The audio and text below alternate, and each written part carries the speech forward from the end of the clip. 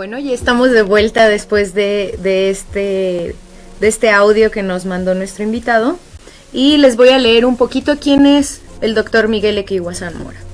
Él es biólogo egresado de la Facultad de Ciencias de la UNAM, cursó la especialidad de Estadística Aplicada del IMAS de la UNAM, tiene maestría en Computación Aplicada a la Biología y doctorado en Ecología, ambos por la Universidad de York, Inglaterra.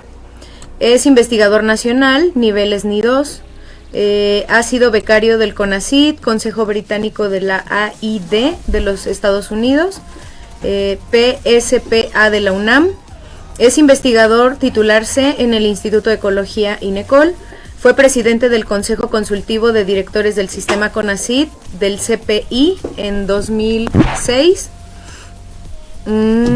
además de miembro del Consejo Asesor de Recursos Información del CONACYT del 2007 al 2010, conformó y lideró el proyecto de ciberciencia que dio acceso a literatura científica especializada en línea, iniciativa que dio pie a la iniciativa que con el Consorcio Nacional de Recursos de Información Científica y Tecnológica dio acceso a literatura especializada a prácticamente todas las instituciones de educación superior del país. Es autor de 9 libros, 1 como editor, 21 capítulos del libro, ha publicado 55 artículos en revistas tanto nacionales como internacionales indizadas, ha participado en más de 120 congresos, tanto en México como en el extranjero. 50 han sido conferencias por invitación o magistrales, ha impartido 29 cursos, tanto de licenciatura como de posgrado, en México y en el extranjero. Una de sus aficiones es la divulgación de la ciencia, ha publicado más de 30 artículos en prestigiosas revistas, así como en periódicos, y ha participado en programas de radio y TV. También ha dado pláticas a todos los niveles educativos, desde primarias, así como público en general. Todo eso. Y sigue aquí de pie. Y sigue aquí de pie, sí. Bienvenido al doctor Miguel Equihua Zamora. Muchas gracias por la invitación. Aquí aterrado de escuchar todas estas cosas que se dicen de mí.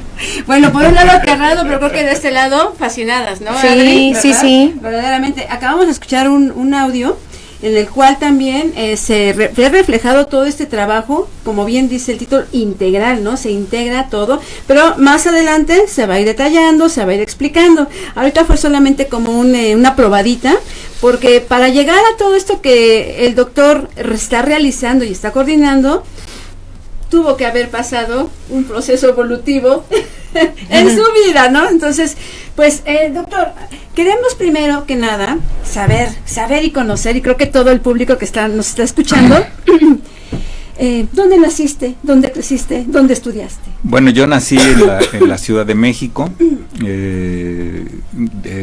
por ahí, entre la Portales y la Álamos, había una pequeña colonia que es la segunda colonia del periodista. Mi abuelo era periodista y entonces allí nos alojamos, pues prácticamente toda mi infancia. Estudié en una primaria que estaba cerca de esa zona, que era el Instituto Víctor Hugo, y ya luego en la secundaria me fui a la secundaria 3, luego hice la prepa también por ahí, en una prepa particular, y de ahí pues a la UNAM. Y en la UNAM ingresé a la Facultad de Ciencias, a Biología, y pues me divertí mucho. En donde menos me divertí fue en la secundaria, pero la prepa la disfruté muchísimo, y la universidad feliz también. Sí, me volví nerd a partir de la prepa. ¿Y en la secundaria por qué no era tan divertido para ti? Pues porque la secundaria se convirtió en una escuela de una disciplina muy rígida. Justamente cuando entramos, idearon, que bueno, tiene también sus efectos, ¿no? Y dio el que era el prefecto, que teníamos que tener un control semimilitarizado. Ups. Entonces, bueno, sí aprendimos a seguir instrucciones a fuerza de clarín, ¿no? Entonces, teníamos a un compañero que tocaba la corneta y nos daba instrucciones de saludar, parados, sentados, exactamente, alinearse por la derecha, ¿no? Paso veloz y en fin. Sí, fue como no suena muy tan estresante. divertida. Sí, Fue no muy suena. estresante y sí sufrí bastante. Y Miguel, ¿eras juguetón, eras curioso, te gustaba indagar? O como diría Julieta Fierro, que le aconsejó a los niños, eras pensativo. Pues dicen que tenía yo un talante pues reservado e introspectivo. Yo digo que no, pero probablemente sea más real como me ven y dicen que era, a como yo, porque tenía yo una vida interna muy intensa. Entonces yo no me sentía así como que reservado. Yo siempre estaba teniendo vocecitas en la cabeza y analizando las cosas. Toda una big data en la cabeza. Pues sí, yo siento que tiendo a ser muy reflexivo, ¿no? Entonces, sí, me gustaba mucho eso y me parece que era yo muy apreciativo de las cosas que se me decían, ¿no? Entonces, bueno, ¿no? Así era. Teníamos una casa que compraron un terreno que inicialmente compraron mis papás en Huastepec. Entonces, en realidad yo vivía en Huastepec, ¿no? A pesar de que íbamos prácticamente todos los fines de semana, nada más eran un par de días a la semana. Pero ese pues era en realidad tu lugar. Ahí era, ¿no? Era un terreno que cuando lo compraron mis papás era un cultivo de arroz, estaba inundado. Y no había dónde estar parado. Entonces eso fue una gran enseñanza, porque todo el proceso de convertirlo en un lugar en donde habitable, hacer nuestra vida, pues se hizo a fuerza de estar moviendo piedras y acomodando las cosas, ordenando el agua para que fuera de otra manera, ¿no? Y no a regar un arrozal. En fin, ¿no? Fue muy, muy interesante. Y pues ahí nos hicimos salvajes, mis otros 4 hermanos, una hermana que tengo, pues éramos como niños del monte. Realmente. Digamos que eso es un momento de lo que más disfrutaste. No, definitivamente. Ya hacíamos cosas muy salvajes, ¿no? Miguel, ¿y conviviste con tu abuelo, el periodista? Sí, claro que sí. Sí. ¿Y qué recuerdos tienes de él? No, pues era una presencia brutal en nuestra existencia, ¿no? Mi abuelo fue nicaragüense, en la época de Somoza, el anterior Somoza, ¿no? Y como a los 18 años empezó a buscar una mejor vida para su familia, sus hermanos y su mamá, ya su papá había muerto, y eso lo llevó hacia el norte y vino a México.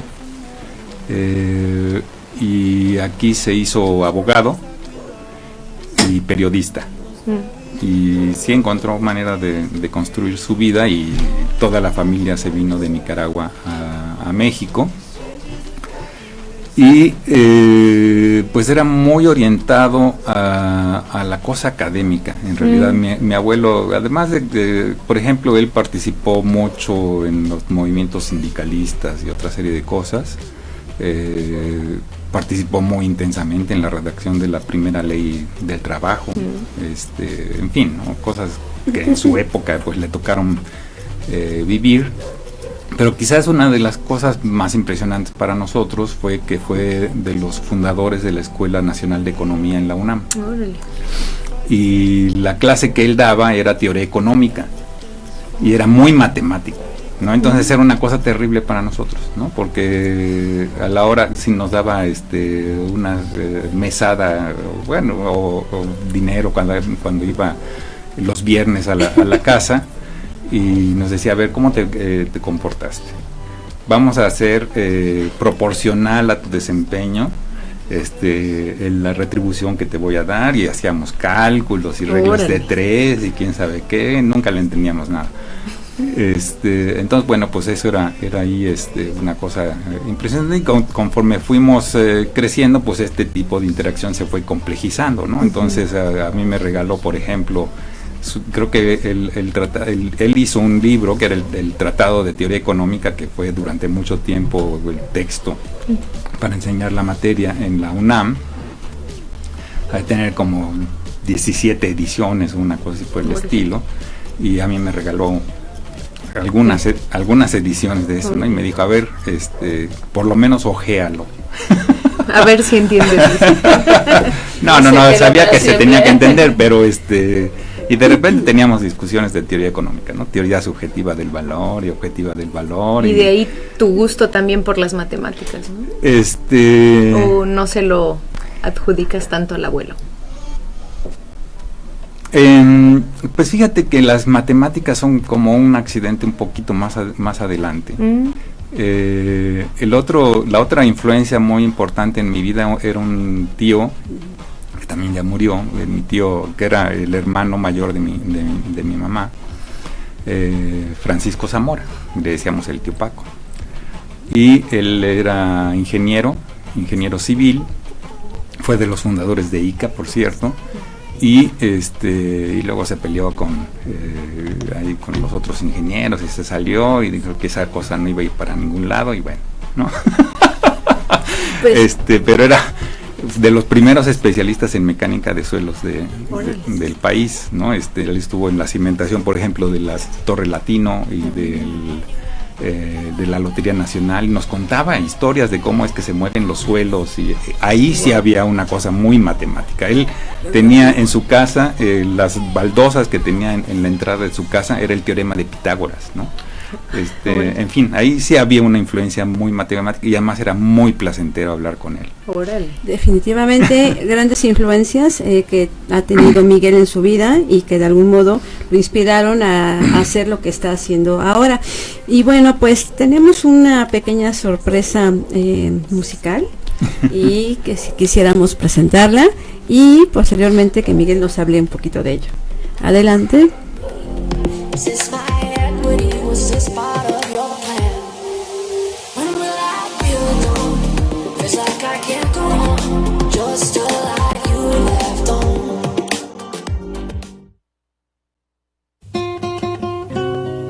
Violeta Parra era chilena.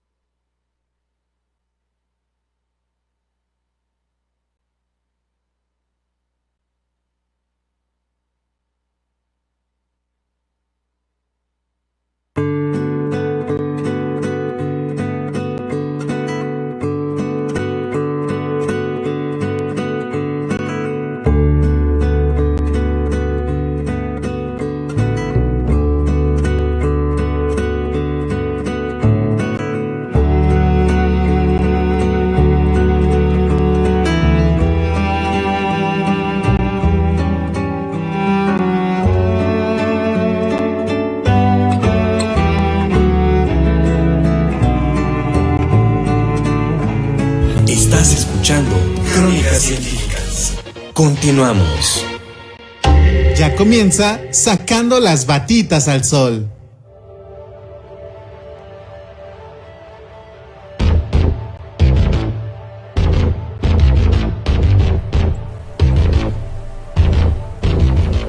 Muy bien, amigos, pues estamos aquí de regreso y nos vamos a contactar con nuestro gran amigo José Manuel Posada con su sección muy esperada, Sacando las Batitas al Sol. José Manuel, ¿cómo estás? ¿Qué nos cuentas?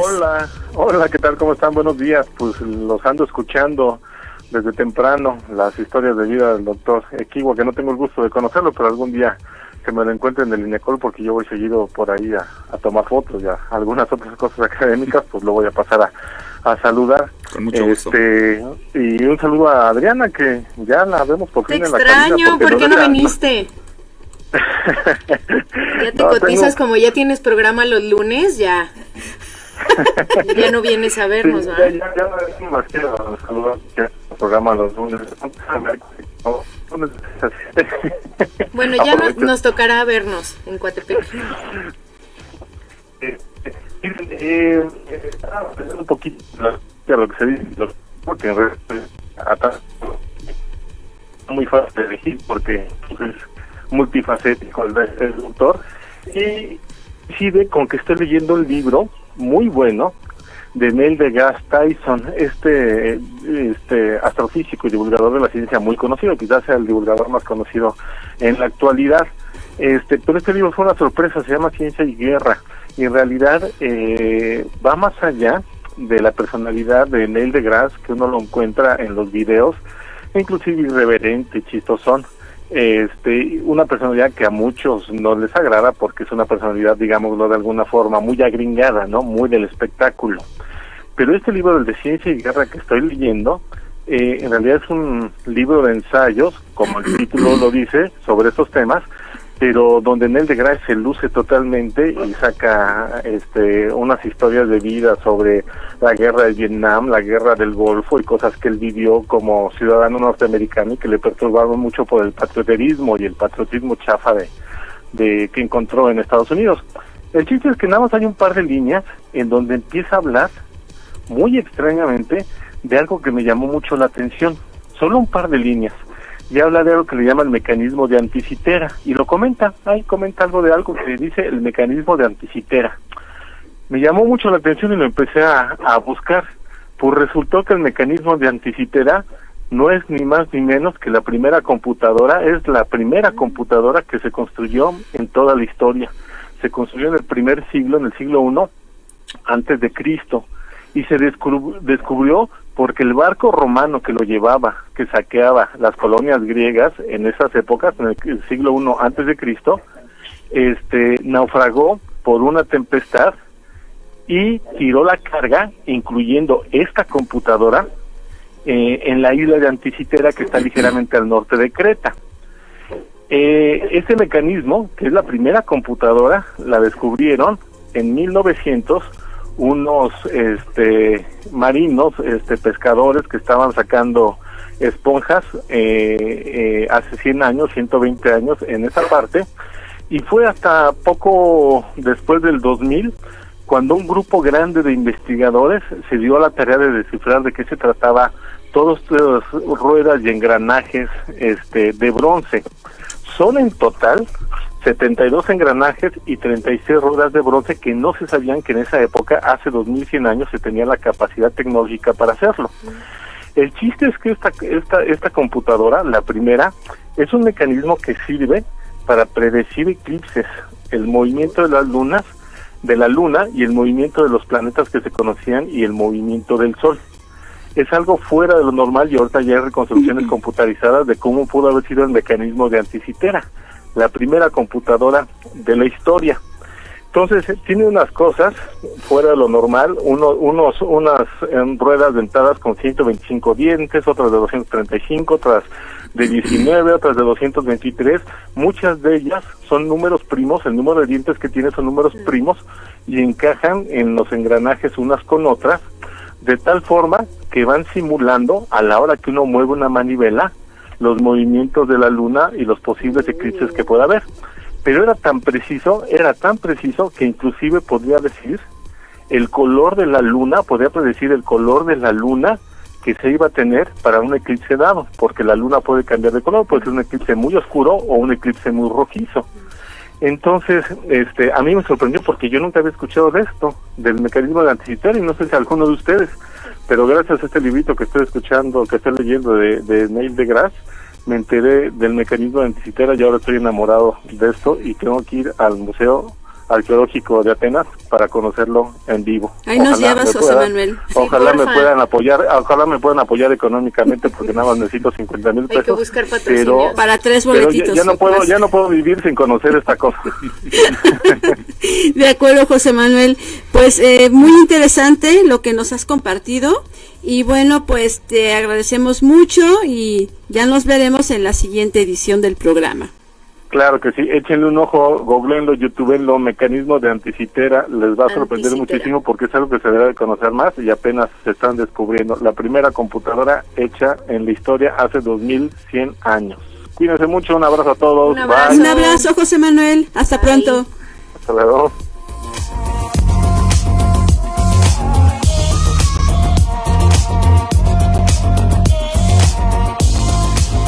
En UPAB Radio estás escuchando Crónicas Científicas.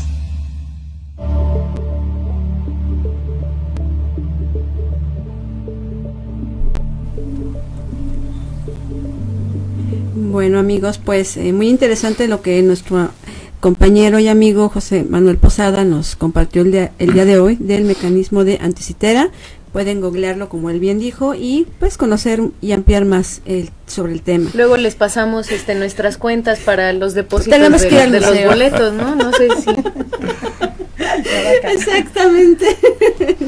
Muy bien. Pues, doctor, estamos hablando un poco de esta formación, este proceso evolutivo, como así lo dijimos en este inicio, para llegar a un tema bastante interesante, que es la integralidad gamma. La verdad es que sí, estamos ya que queremos llegar a este punto también, porque pensamos que es tan aplicativo e involucra tantas cosas, verdaderamente. Y a tanta gente, ¿no? Exacto, También. exacto, y de todas las disciplinas. Y esta integralidad gamma, pues creo que tiene un antecedente. Quisiéramos saber cómo surge, por qué surge y qué es.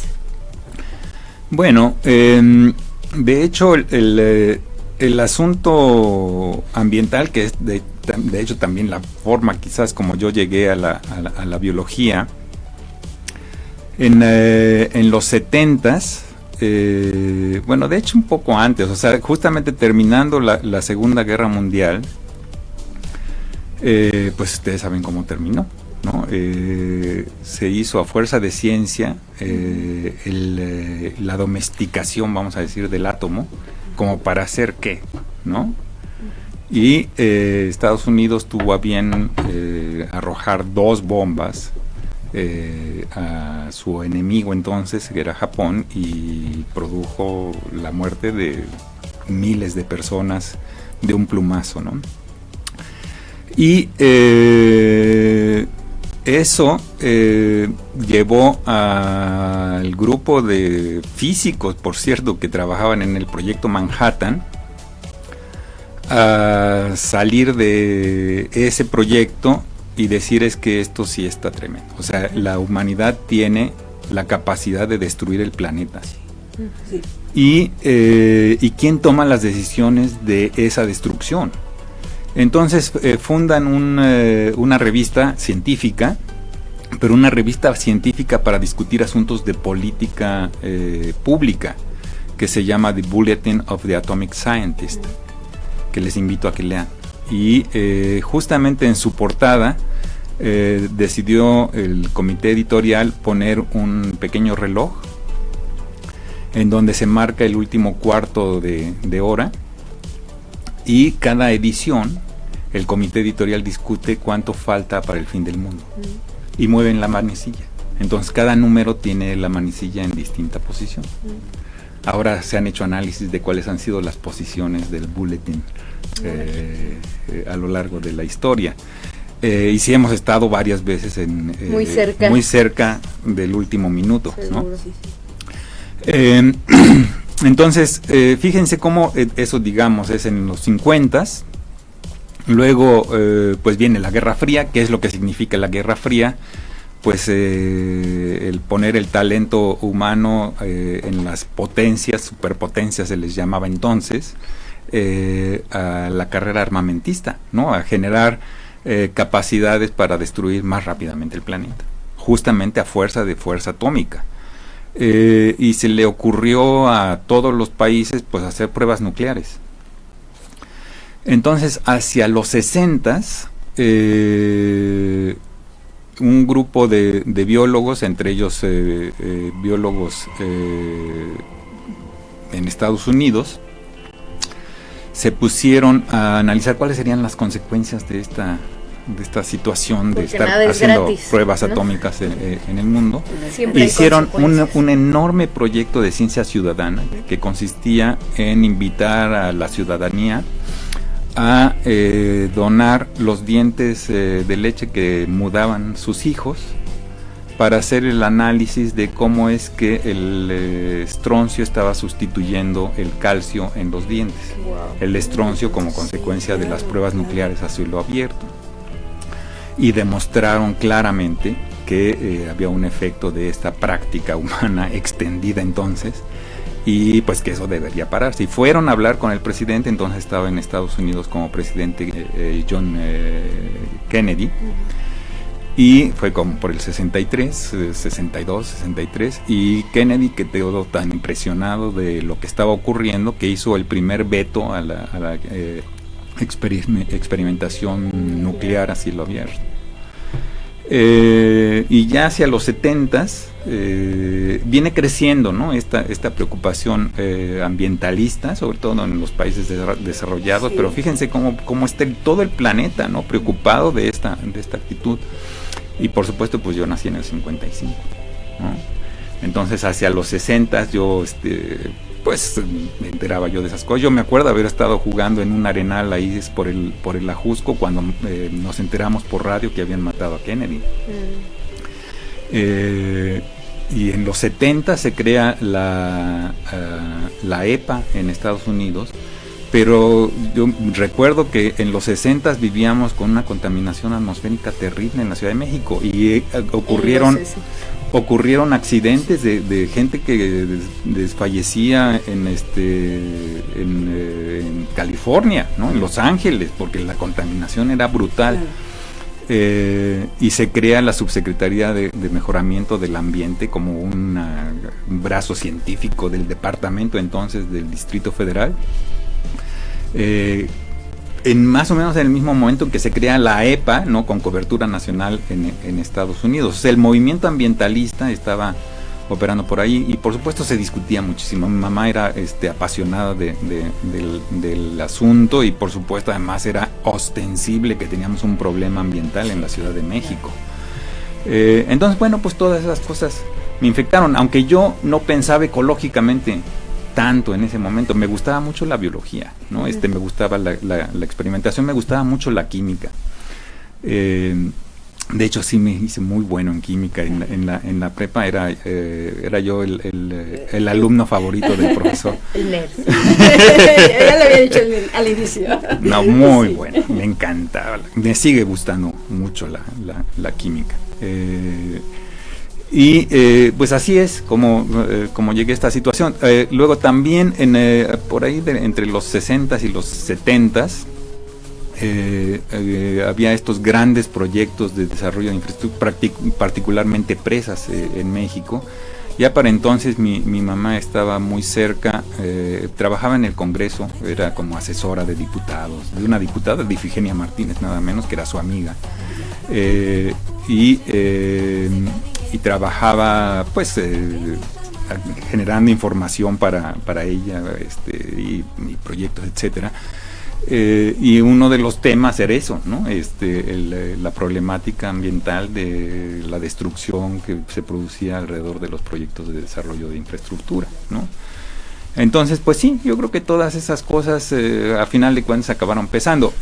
Ahora sí tengo quizás esa perspectiva amplia, ¿no? De todo este asunto económico, social, y vivencial, ¿no? De las consecuencias que ha tenido esto, quizás un poco distinto a nada más ser biólogo, Claro, ¿no? claro.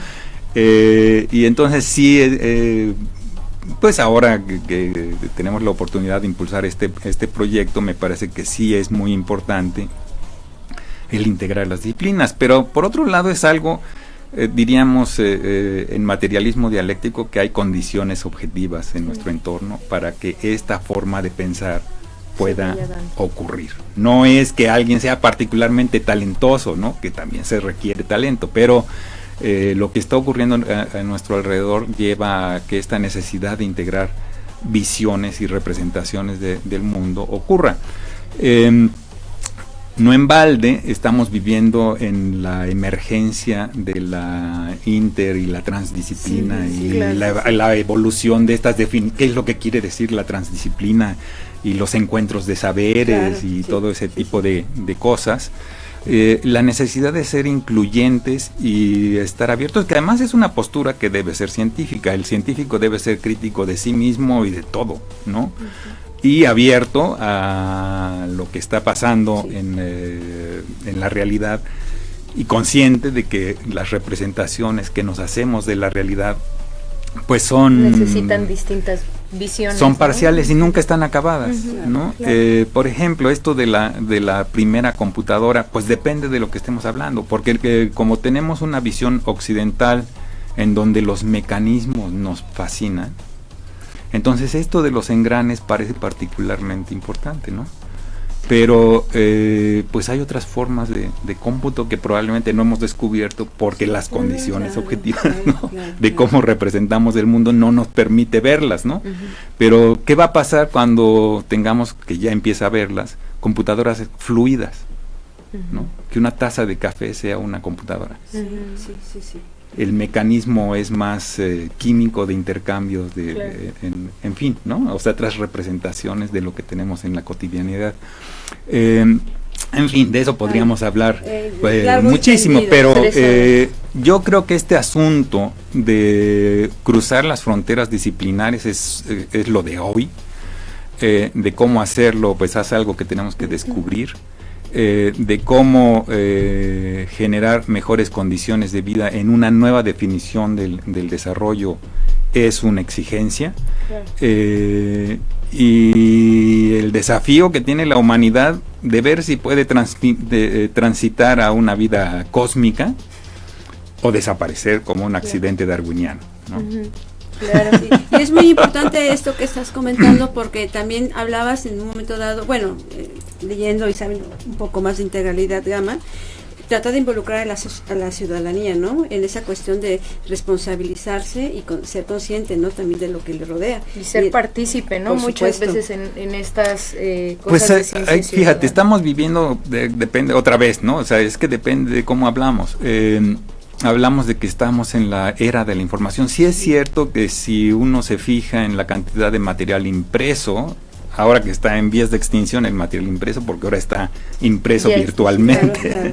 ¿no? Pero se produce en el último minuto probablemente más cosas escritas que en los últimos 200 años, Sí, ¿no? sí, sí. Lo mismo podemos decir casi en la cantidad de gente, ¿no?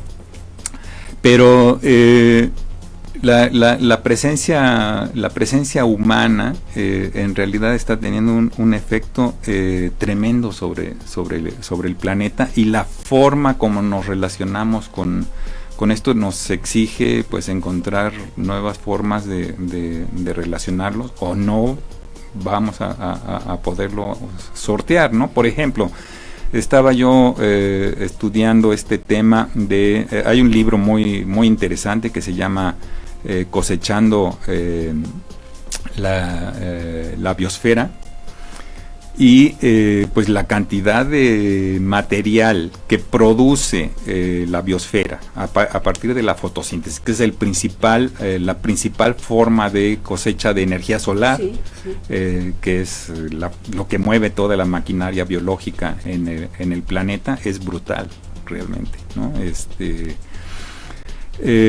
Si uno se pone a pesar la cantidad de mamíferos que hay en el planeta y lo juntamos a la cantidad de seres humanos, juntamos 96% de la biomasa terrestre de mamíferos son vacas y seres humanos. Sí, claro. ¿No? Cosechamos, o sea, la agricultura ha transformado el planeta como para que el 16% de la superficie del planeta esté dedicada a agricultura, de todas las tierras emergidas. Entonces hablaremos aquí de cómo está la salud del planeta, ¿no? También. Pues llámenle como quieran, ¿no? Pero seamos conscientes de esto, ¿no? Sí. Si uno se pone a ver la cantidad de materiales que han sido transportados de un lugar a otro por las actividades de modificación humana, la cantidad de territorio, más bien de tierras que han sido movidas de un lugar a otro, anda por el 50% de las tierras emergidas del planeta. Pero, ¿no? Sí.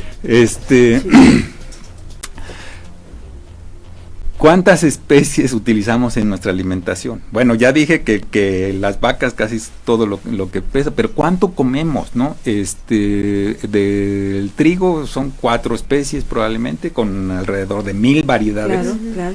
de las cuales muchas se están perdiendo por que estamos abandonando los campos. Maíz es una sola especie, arroz es una sola especie, papa es una sola especie, Así es. chile son 2 especies, Frijol. Frijol También. son 2 o 3 especies, Sí. pero la suma uno y no pasan de 30, ¿no? Claro. ¿Y qué importa el resto de la biodiversidad, ¿no? ¿Importa o no importa? Sin embargo, y a pesar de todo este efecto brutal, y por supuesto ya ni hablamos de cambio climático, ¿no? Estamos modificando la composición, bueno, más bien, las proporciones de los gases que están en la atmósfera, con consecuencias pues variadas, ¿no? Hay un efecto de fertilización. Si uno pone más CO2 en la atmósfera, pues la capacidad de hacer azúcar a partir de la fotosíntesis aumenta, ¿no? Entonces podríamos decir, eso es bueno, ¿no? Pero pues hay otros efectos físicos, ¿no? Bueno, una atmósfera más rica en CO2 pues, tiene más calor, y entonces el fenómeno de calentamiento climático es otro asunto, ¿no? Por supuesto. Y doctor, una pregunta, porque ya casi estamos a punto de cerrar. Sí, se fue volando porque hay tanta cosa, pero bueno, en pocas palabras, ya para ir cerrando, ¿cuáles serían los logros que ustedes han llegado han tenido ya con esto?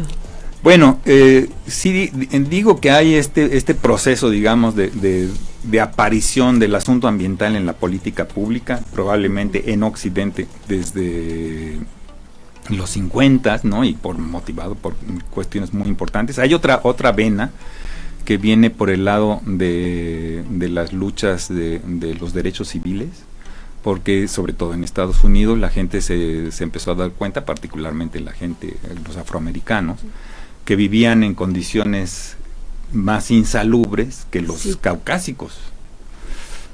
Entonces, pues es todo un asunto, ¿no? Claro. Entonces, eso yo creo que es una contribución importante de Integralidad Gamma, de hacer visibles estos asuntos y ofrecerle al pueblo de México y a los tomadores de decisiones, y también es nuestra aspiración de que esto se generalice, de que podemos medir, con los recursos tecnológicos actuales, podemos medir cuál es el estado de salud, no a la máxima precisión, pero sí podemos tener una idea de qué es lo que le estamos haciendo a los ecosistemas del país. Sí. Podemos medir, si lo hacemos repetidamente en el tiempo, cómo va evolucionando esa modificación.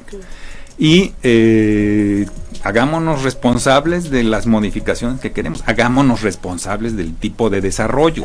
Y el desarrollo pues no es nada más cuidar lo ambiental, ¿no? Es darle trabajo a la gente, generar... Sí, es integral, justo. Entonces social, acabas en la integralidad. Lo y lo ambiental. Exactamente. Así es, ¿no?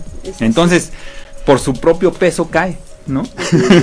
Pues, doctor, yo creo que esto no será la primera, va a tener que haber una segunda y una tercera parte, porque verdaderamente es muy importante lo que se está desarrollando y vale mucho la pena que esto se siga dando a conocer, se sepa y sobre todo que llegue a la población y que la población misma despertemos, seamos conscientes y seamos más reflexivos, ¿no? Exacto, También. que seamos más reflexivos. Y que actuemos. Sí, bueno, rápidamente ya para ya decir adiós, pues amiga, qué gusto un gusto tenerte. acompañarlos. Sí, y doctor, pues muchísimas gracias por haber aceptado la invitación y que no sea la primera que venga. Sí, lo esperaremos con mucho gusto. Bueno, la primera será, pero ojalá y no me cierren los micrófonos para el futuro. No, para venirlos nada. a acompañar en alguna Tienen otra ustedes oportunidad. una página en Facebook, ¿cierto? Tenemos Facebook, tenemos todas algo relacionado con integridad, ¿no? Así se encuentra. Y si Gama, uno busca. integralidad Gama. Integralidad Gama. Integralidad Gama y aparece. Desafortunadamente hay ahora otras gamas, ¿no? Una cadena, en fin, de hoteles, en fin. Pero integralidad Gama es bastante fácil encontrarla en Face, en Twitter. También hemos intentado estar en Instagram, aunque no tenemos como que fotos muy atractivas aparentemente, pero también queremos estar ahí. Ya tenemos nuestro portal, está funcionando, ofrecemos datos a través de Conavio, ¿no? En monitoreo Conavio Gov MX, ahí pueden encontrar datos sobre integridad ecosistémica y pues vamos por más. De acuerdo, doctor, pues muchísimas gracias. Muchas gracias. Muchísimas gracias, Adri. Gracias. Y al equipo de producción Jorge Mazuri, que estuvo con nosotros acompañándonos, y a todo el equipazo de producción que hizo posible este programa. Y bueno, pues los esperamos el próximo jueves en punto de las 9 en otra edición más de Crónicas Científicas. La ciencia como nunca te la han contado. Hasta pronto. Bye.